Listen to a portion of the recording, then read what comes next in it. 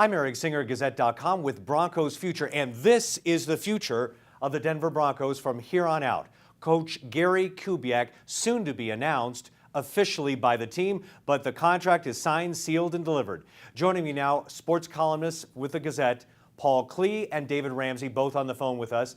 Thank you, gentlemen, for joining me. Yeah, it's great to be with you, Eric. Thanks, Eric.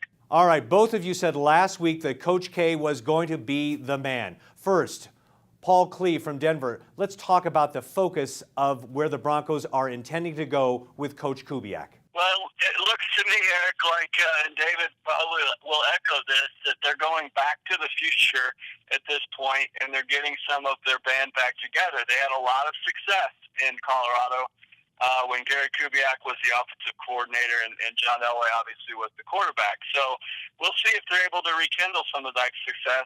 I was crunching some numbers this morning to get a better idea of who Gary Kubiak is as a head coach, and it's a very mixed bag. He went from 1 year having the 30th ranked defense to the next year having the 3rd ranked defense. You know, 1 year he had the number 1 ranked passing offense, and 2 years later he had the number 1 or number 2 ranked rushing offense. So there's nothing. I think it's very hard right now, difficult to say definitively whether this was a good move, getting rid of John Fox and moving on to Gary Kubiak. David, reaction? Well, one thing, and just some more numbers for you, Eric and Paul. Gary Kubiak in 8 seasons with the Texans led the Texans to 4 playoff games. 4. And he was 2-2 in the playoffs. We all know that Fox, has had a much better run with the playoffs in his career.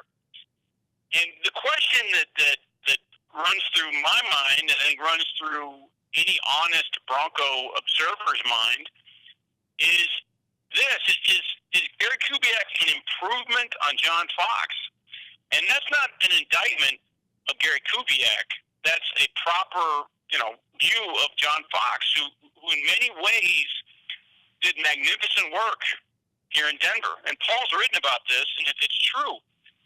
John Fox directed a Broncos team to the playoffs with Tim Tebow playing quarterback.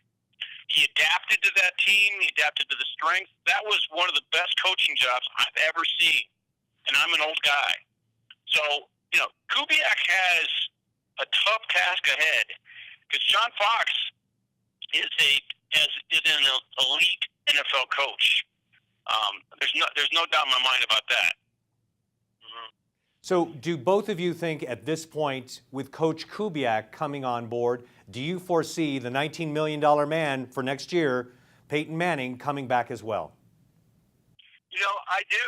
I think that the question in my mind is not does Peyton play 1 more year, but whether he plays 2. And he has 2 years left on that contract. I think a lot depends on his health, of course.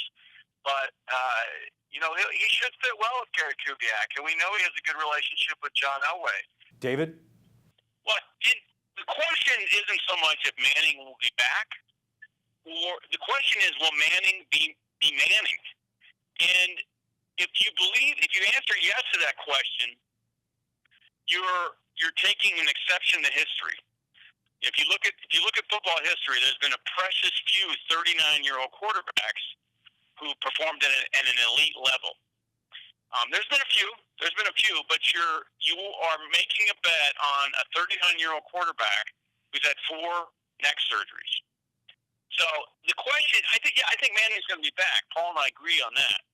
But will Manning be Manning? I hope so, because life in Colorado is a lot more fun when the Broncos are winning. Thank you, gentlemen, both of you. That was sports columnists Paul Klee and David Ramsey, both on the line. And of course, we're waiting to see and meet the new coach of the Denver Broncos. That will be potentially Tuesday at a news conference at Dove Valley, and we will be there as well.